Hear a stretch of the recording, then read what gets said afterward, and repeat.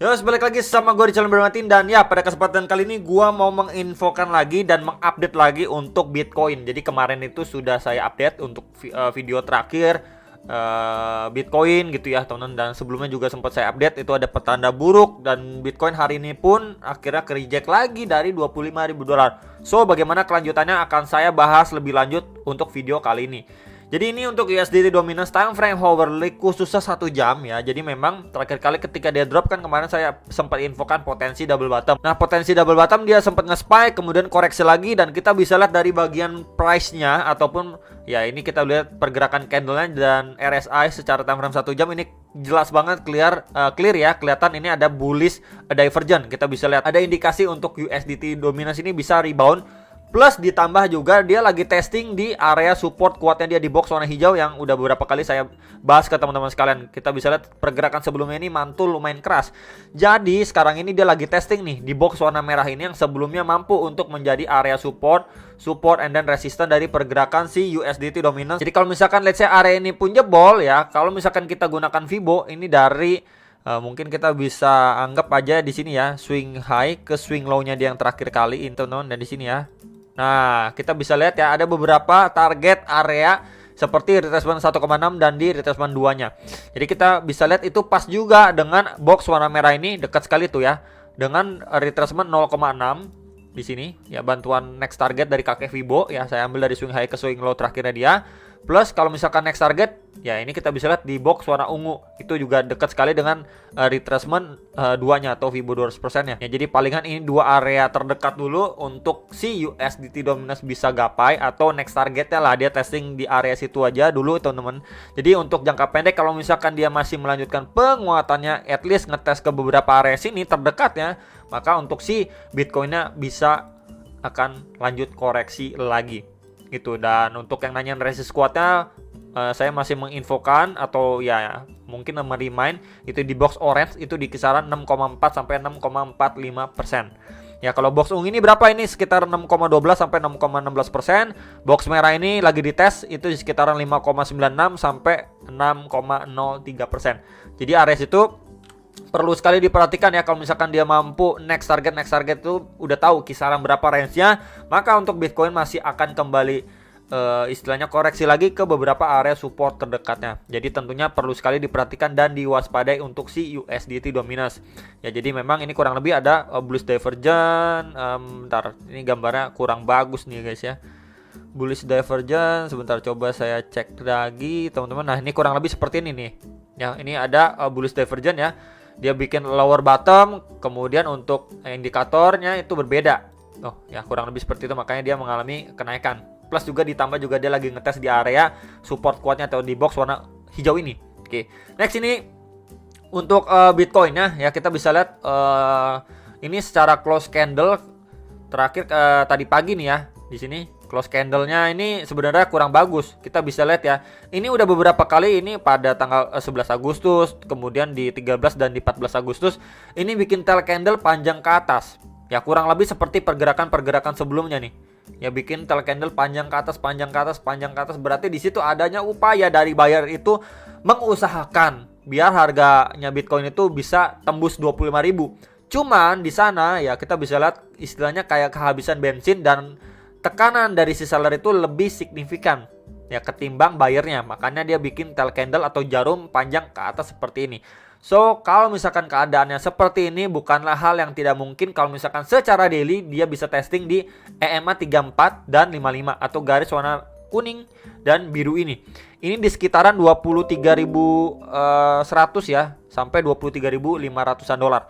Itu adalah area potensi next target yang bisa aja divisit sama si Bitcoin secara daily. Plus di situ ada garis warna merah ini yang sebelumnya trendline support and then resistance ya, di situ di flip menjadi support lagi. Jadi memang di sekitaran rest area sini itu adanya confluence of support. Di box akan saya tandain aja di sini ya kurang lebihnya. Nah, kurang lebih di sini boxnya warnain warna putih ya. Jadi di area sini ini adanya confluence of support itu di sekitaran 23.000 ya, let's say 23.150 lah sampai 23.600 dolar lah. Jadi range itu ya secara daily itu adanya confluence of support. Jadi diperhatikan terlebih dahulu kalau misalkan let's say area itu jebol, next target ke kisaran berapa bro? Next target kalau misalkan area ini jebol, next target ke box hijau ini lagi di sekitaran 22.500 sampai 22.650 dolar. Jadi palingan dua area support ini yang benar-benar perlu diperhatikan sama teman-teman sekalian ya, untuk jangka pendeknya dan terdekatnya untuk si Bitcoin ya. Next ini adalah outlook yang kemarin juga sudah saya sampaikan di video kemarin ya. Ini terbentuk yang namanya rising wedge secara daily time frame. Kita bisa lihat juga, saya sedikit reminder lagi ke teman-teman, di sini price-nya ini semakin naik gitu ya. Cuman nggak di follow up dengan volumenya. Kita bisa lihat volumenya ini makin lama makin mengecil gitu ya. Makin ya slowing down gitulah. Kita bisa lihat di sini adanya divergence, dan tentunya untuk berhati-hati jikalau memang mungkin teman-teman sekalian harus siap dengan skenario buruk kalau si Bitcoin bisa terbreakdown, koreksi lebih dalam lagi gitu ya. Kita bisa lihat rising wedge kurang lebih seperti ini yang biasanya ya ataupun punya probabilitas cukup besar untuk dia breakdown ya, kurang lebih seperti ini. Contohnya kemarin juga sudah saya sharing. Ini contohnya kurang lebih ya kan. Kemudian ini juga ya. Kemudian ini ya kurang lebih seperti itulah. Rising wedge ini memang lebih condong ke arah penurunan gitulah. Ya, rising wedge itu pattern bearish kurang lebih seperti itu. Nah kalau misalkan let's say ini kan ada trendline support ya, kalau area ini jebol ke kisaran berapa bro, kita bisa lihat dulu dan lihat dulu ya di area sini teman-teman, di area ini. Nah ini box warna putih ini kita bisa lihat, akan saya extend little bit. Nah sebelumnya di area sini tuh menjadi area resisten ya, di sini sempat nge-spike juga resisten ya teman-teman, kemudian di flip menjadi support terakhir kali ini di sekitar 22.400 sampai 22.900-an dolar. Jadi area itu benar-benar perlu diperhatikan kalau misalkan dia let's say terbreakdown gitu ya dari trendline supportnya ini ya, jadi dari pola rising wedge. Nah kalau misalkan area ini pun juga dibablas, di endorser, next target kisaran berapa bro? Next target kita bisa pergunakan itu kan tadi box warna putih ya, ini akan saya coba tandain sedikit teman-teman di area sini aja. Kita bisa lihat di area sini sebelumnya ini boxnya akan saya tandain dengan box warna hijau. Nah ini di sekitaran 20.700 sampai 21.400 dolar ya, jadi area itu masih potensi untuk divisit kalau misalkan let's say dia breakdown. Dan juga area putih ini nggak mampu menahan laju penurunan si Bitcoin. Jadi itu menjadi next target support. Kita bisa lihat karena terakhir kali di sini mengalami pemantulan yang signifikan. Dan ya di sini juga mengalami pemantulan yang signifikan juga waktu FOMC atau CPI gitu. Saya kurang lupa ya, ini sekitar tanggal 26-27 Juli gitu ya. Di sini adanya reaksi sangat signifikan di kisaran tersebut 20.700 sampai 21.400 dolar. Jadi palingan dua area itu aja yang nanyain kalau dia breakdown dari rising wedge kisaran berapa yang bisa dihit sama Bitcoin ya, perlu diperhatikan untuk dua area target support itu aja. Next ini untuk pembahasan si Bitcoin. Jadi kemarin itu saya bahas ya, kemungkinan dia kebentuk yang namanya cup and handle. Cuman kemarin juga sudah saya sampaikan, coba di sini ya, cup and handle pattern. Di sini saya kemarin juga sudah saya sampaikan. Nah ini salah satu contohnya. Ekspektasinya di sini udah ditulis juga sama orang yang buat nih ya.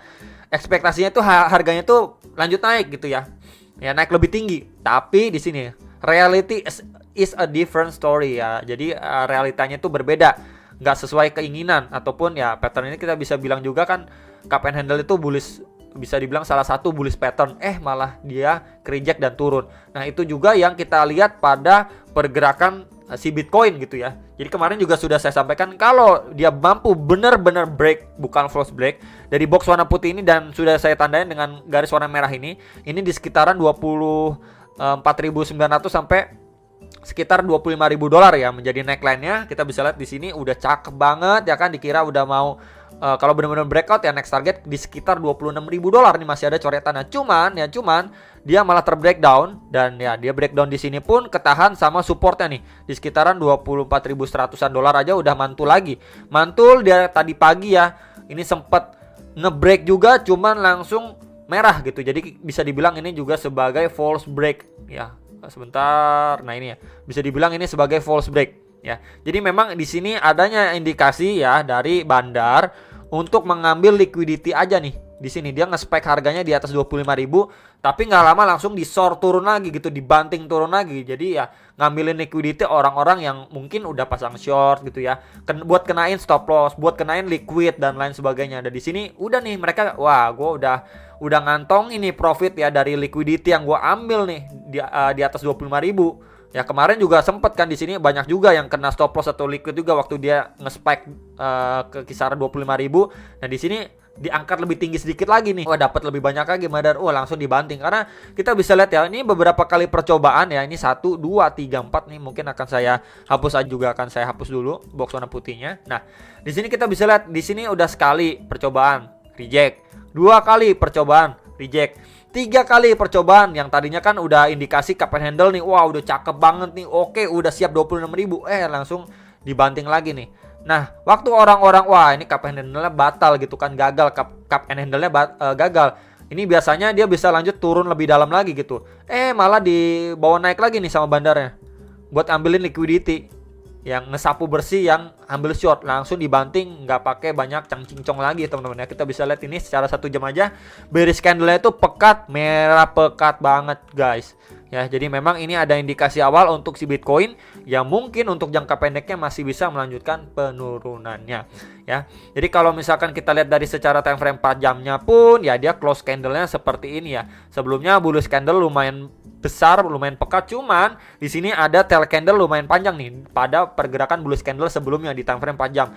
Langsung dibalas candle merah seperti ini. Jadi memang ini kurang lebihnya kalau saya lihat itu seperti ini ya, bearish engulfing pattern. Nah jadi sebentar saya coba cari yang lebih mirip ya. Nah ini kurang lebih seperti inilah ya, bearish engulfing pattern itu, pattern bullishnya itu diambil gitu ya, atau dimakan lah sama bearish candle yang lebih besar. Terus mana lagi, coba saya munculin di sini, nggak gitu kelihatan ya teman-teman, di sini nggak gitu kelihatan. Coba saya munculin cari yang lebih mirip-mirip lah ya. Nah kurang lebih seperti ini juga. Pokoknya intinya next candle-nya itu candle merahnya itu lebih mendominasi gitu ya daripada si candle hijaunya.